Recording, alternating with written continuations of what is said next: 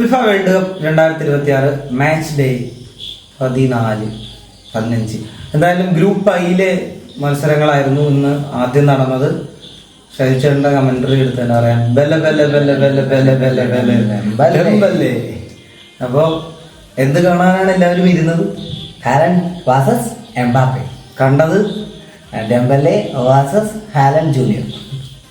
Haaland junior ആയിട്ടൊരു പയ്യനുണ്ടായിരുന്നു, പാവപ്പെട്ട പയ്യൻ. ഒന്ന് ഫ്രണ്ടിൽ കളിച്ചല്ലാതെ വലുതായിട്ടൊന്നും ഇല്ല. പക്ഷേ നോർവേ ബി ടീമുമായിട്ടാണ് ഇറങ്ങിയത്. ഭയങ്കര വലിയ ചർച്ചകൾ നടക്കുന്ന ഒരു വിഷയമായിട്ടുണ്ട്. നോർവേ എന്തുകൊണ്ട് ബി ടീമുമായിട്ട് ഇറങ്ങി എന്നുള്ളത്. പേടിയാണ് നോർവേക്ക് എന്നുള്ളത്.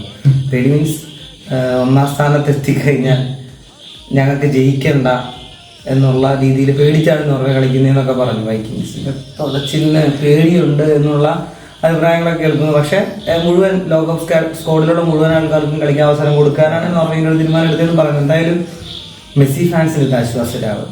എംബാപ്പയും ഗോൾ അടിച്ചില്ല, ഹാലൻഡും ഗോൾ അടിച്ചില്ല. ഗോൾഡൻ ബൂട്ട് ഇപ്പോഴും മെസ്സിയുടെ കയ്യിലാണ് സുരക്ഷിതം. ഡെംബലെ മത്സരത്തിലൂടെ കയറിയിട്ടുണ്ട്, 4 ഗോളായിട്ടുണ്ട്. ഹാട്രിക് വെച്ച് 3 ഒരേ മാതൃകയിലുള്ള 3 ഗോള്.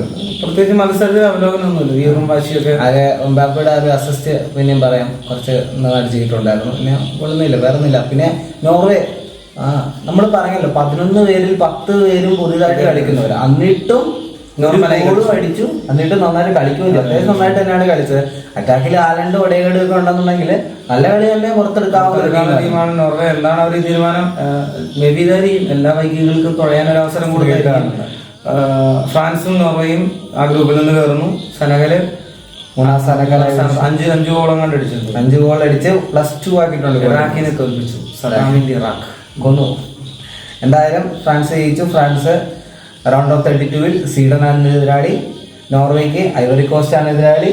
സെനഗലിന്റെ കണ്ടറിയണം സെനഗൽ കയറുമോ ഇല്ലയോ, കാരണം സെനഗലിൽ 3 പോയിന്റേ ഉള്ളൂ. ഒരുപാട് 4 പോയിന്റ് ഉള്ളവരുണ്ടെങ്കിൽ സെനഗൽ പുറത്താവും.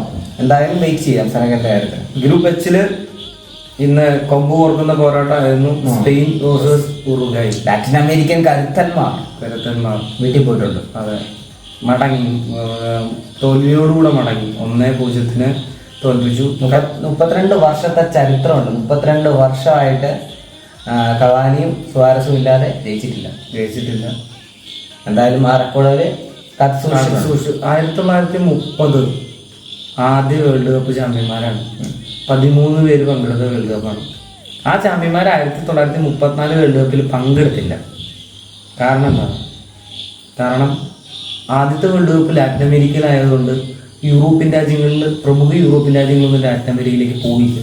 അപ്പം അതിനെതിരെയുള്ള പ്രതിഷേധം എന്നുള്ള പോലെ ചാമ്പ്യന്മാരായിരുന്നിട്ടൂടെ 34 വേൾഡ് കപ്പിൽ പങ്കെടുത്തില്ല. അപ്പം അത്രയും ഒരു പ്രതിഷേധം ചെറുത്ത ചരിത്രമുള്ള ഒരു രാജ്യമാണ് ശരിക്കും പറഞ്ഞാൽ ഉറുഗ്വേ.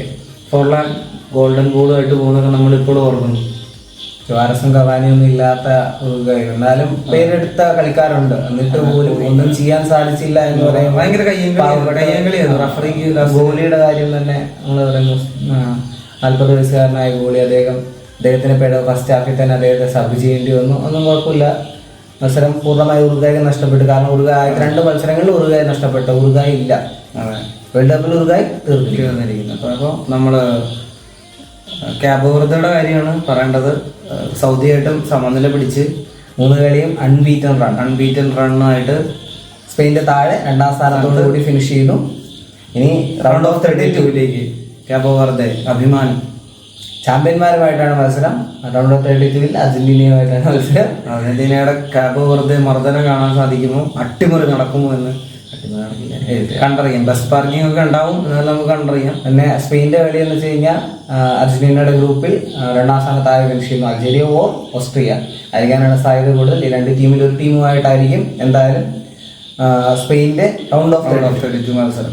എന്തായാലും സ്പെയിന് എടുത്തു പറയുന്നത് വലിയ മത്സരമായിരുന്നില്ല, കാരണം ഒരു ഗോൾ മാത്രമേ വെച്ചുള്ളത്.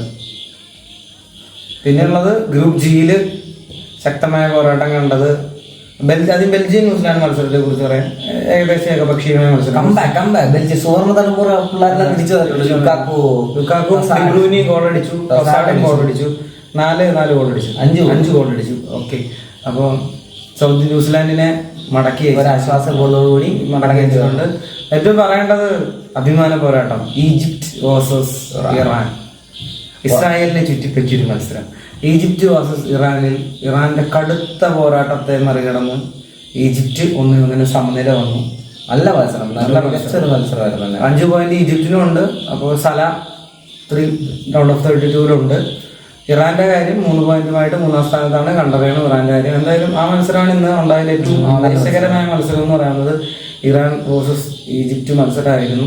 ഉറക്കം ഒളിക്കണ്ടായിരുന്നു, രാവിലെ ആയിരുന്നു നല്ല കളി. എന്തായാലും ബെൽജിയത്തിന്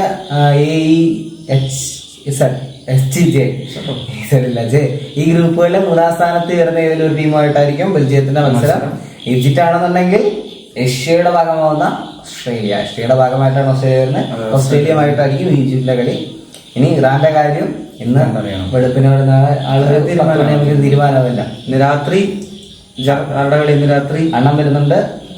അണ്ണൻ രാവിലെ 5 മണിക്കാണ് അണ്ണന്റെ കളി. രാത്രിയില് ഹരികെയിൻ ഇംഗ്ലണ്ടുമായിട്ട് വരുന്നുണ്ട്. നല്ല പോരാട്ടങ്ങൾ തന്നെ കാണാം. ഹരികെയിന്റെ മത്സരമുണ്ട് വെളുപ്പിന് 5 മണിക്ക്. മത്സരം രാവിലെ 7:30 കാണേണ്ട മത്സരമാണ്. കാരണം ഗ്രൂപ്പ് ചാമ്പ്യന്മാരെ നിർണ്ണയിക്കുന്നത് പോർച്ചുഗൽ കാണേണ്ട മത്സരം. ജയിക്കുന്നവർ റൗണ്ട് ഓഫ് 16 കഴിഞ്ഞ് ക്വാർട്ടറിൽ എത്തുമ്പോൾ അർജന്റീന വന്നാൽ അർജന്റീന അർജന്റീന നേരിടേണ്ടി വരുമെന്ന് അർജന്റീന പ്രതീക്ഷിക്കുന്നു. കബവർദെ നേരിടേണ്ടി വരുമെന്ന് വിപ്ലവകാരികൾ പ്രതീക്ഷിക്കുന്നു. അതിന് എന്തായാലും റൊണാൾഡോ പൈസ വാങ്ങിച്ച് തോറ്റു കൊടുക്കുമോ എന്നുള്ള ചിലരുടെ സംശയമൊക്കെ ഉണ്ട്. അത് കണ്ടുവരണം. എന്തായാലും കാണാം. പിന്നെ രാവിലെ അർജന്റീനയുടെ മത്സരമുണ്ട്. മെസ്സി കളിക്കില്ല എന്നുള്ള അപ്ഡേറ്റ് വന്നിട്ടുണ്ട്. മെസ്സി ഫസ്റ്റ് ഹാഫിൽ കളിക്കില്ല എന്നാണ് ഉദ്ദേശിച്ചത്. സെക്കൻഡ് ഹാഫിൽ കാണുമായിരിക്കും. ഗോൾഡൻ ബൂട്ടിന് വേണ്ടി മെസ്സി ഇറങ്ങിയിട്ടാണ്. ഗോൾഡൻ ബോൾ നേടി ഒരു താരമേ ഉള്ളൂ. രണ്ടാമത്തെ താരമാകാനുള്ള ഇതിലാണ് മെസ്സി. എന്തായാലും കണ്ടറിയാം. അപ്പോൾ നാളെ വെളുപ്പിന് ഇപ്പോൾ ഉറങ്ങിയിട്ട് വെളുപ്പിന് 12:30 തൊട്ട് എണീറ്റിരിക്കുക.